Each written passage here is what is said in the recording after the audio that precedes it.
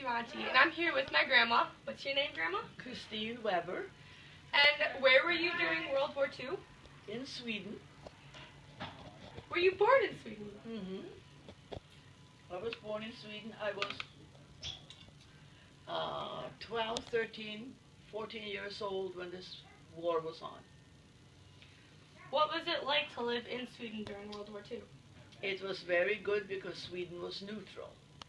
And the Germans occupied Norway, Denmark, Finland, all the country around us, but did nothing to Sweden because the Germans had an agreement with the Swedish government that they could bring their wounded soldiers on trains from northern part of Sweden all the way down to Denmark when they could get back into Germany.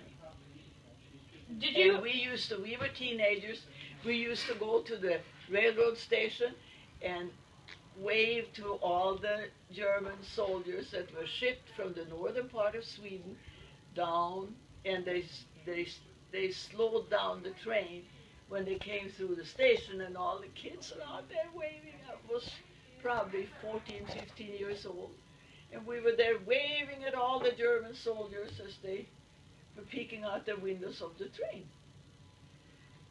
Grandma, because we had learned that the Jews, some of them ended up going to Sweden because Sweden was neutral and they were able to be safe there. Did you have any, did you know any people specifically that, came over and were Jewish or were trying to get away from the war? No, but we had a lot of Jewish people that were in the community. They were just part of the community. And they were the ones that had, came over trying to escape the war? Oh, yes. Oh, yes. They were persecuted. They were haunted like wild animals. And the Swedish people were very sympathetic, and we protected them and took care of them during the war. That's pretty sweet, Grandma. Yeah. Sweden was a neutral country, and that's what it means to be neutral. Then you don't take sides for or against the enemy. You try to be nice to everybody. And that's what Sweden was famous for. And right after World War, you decided to come to America? No, I decided to come to America when I was 21. The war was over. Well, did the war partially sway your want to be a nurse or help people? Well, I wanted to be a nurse and go to Africa when I was 5 years old, and I never changed.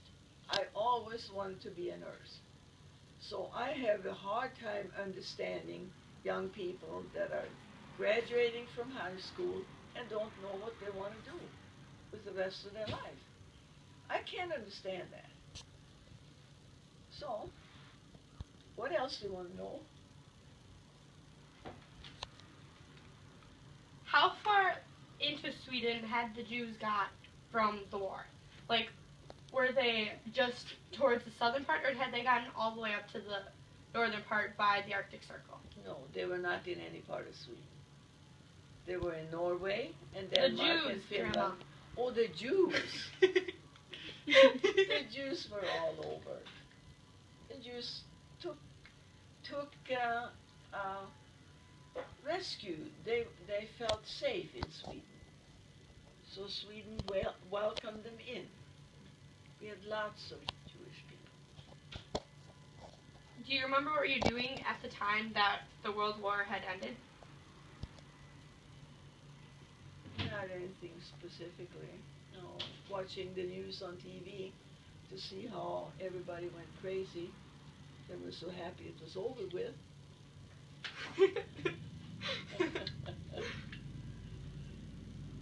Okay, well, my grandma, Christine Weber, a Swede that was alive during the World War, or World War II. What's your name? Joseph Weber. And this is my grandpa, married to my grandma. You didn't know that. Great grandpa. Great great grandpa, grandpa. That's all I'll say. Okay.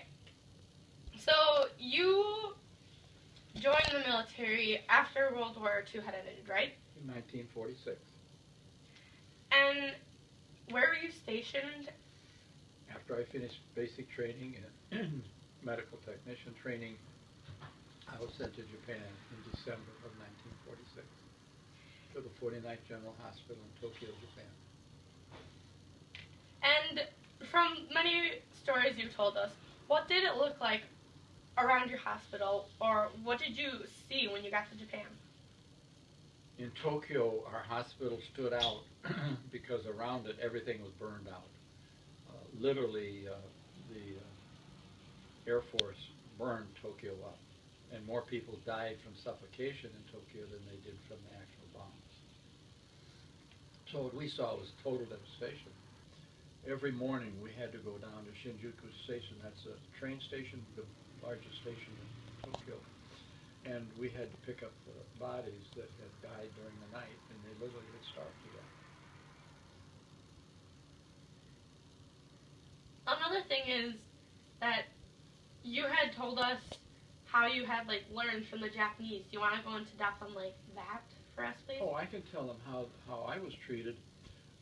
I became a lab and X-ray technician, and so I was assigned to a place in the laboratory that I was actually in charge of the chemistry department, but the Japanese doctor that was supposedly my subordinate was an MD and a PhD in biochemistry. So even though I was only 17 years old, I learned very quickly how to respect this man. And because of that, and because for one pack of cigarettes, he would spend all night teaching me biochemistry. Because that there's greed, and as long as we have that, we're going to have wars. Is there any other stories or events that went down while you were in Japan that stick out to you that you want to tell about or say? Well, my schooling was in Osaka at the technical school for lab and X-ray. And while I was there, the 24th Infantry Division, I was very impressed because these were true soldiers, and they trained all the time.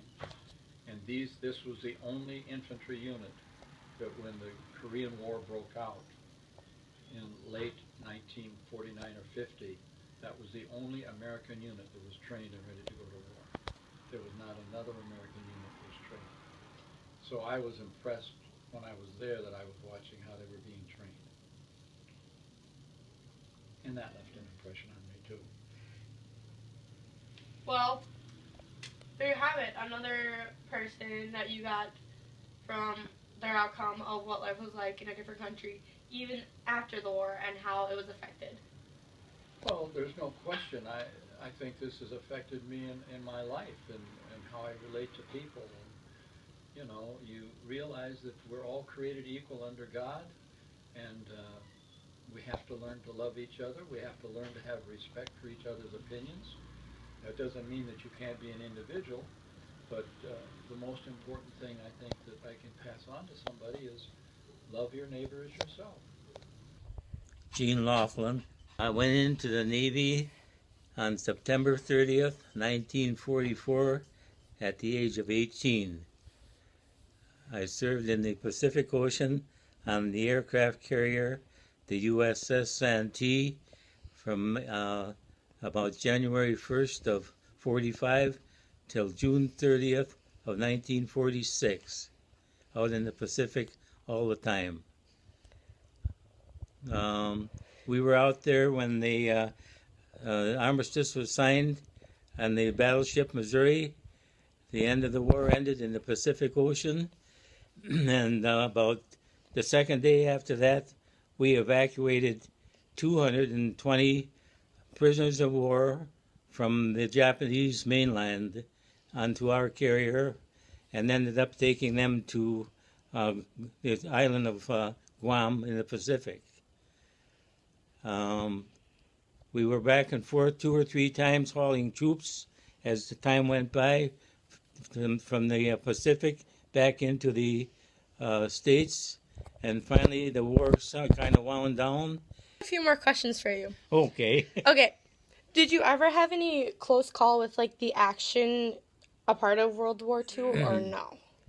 Yes, the ship that I was on was the first United States aircraft carrier to get hit with a Japanese suicide plane in World War II. About a half an hour or so later, it also was torpedoed by the Japanese. But they didn't sink the ship. They managed to come back to the United States and get it repaired. And many times when we were out there in the Pacific, you always had to be on watch for the Japanese suicide planes because they were always after the aircraft carriers more than anything else. Another thing is, would you say that Cooper, would you say that being like a part of the war and being out there with all the young brave soldiers, do you think that changed you to more so become the person you are today? To become what? To become the person you are today.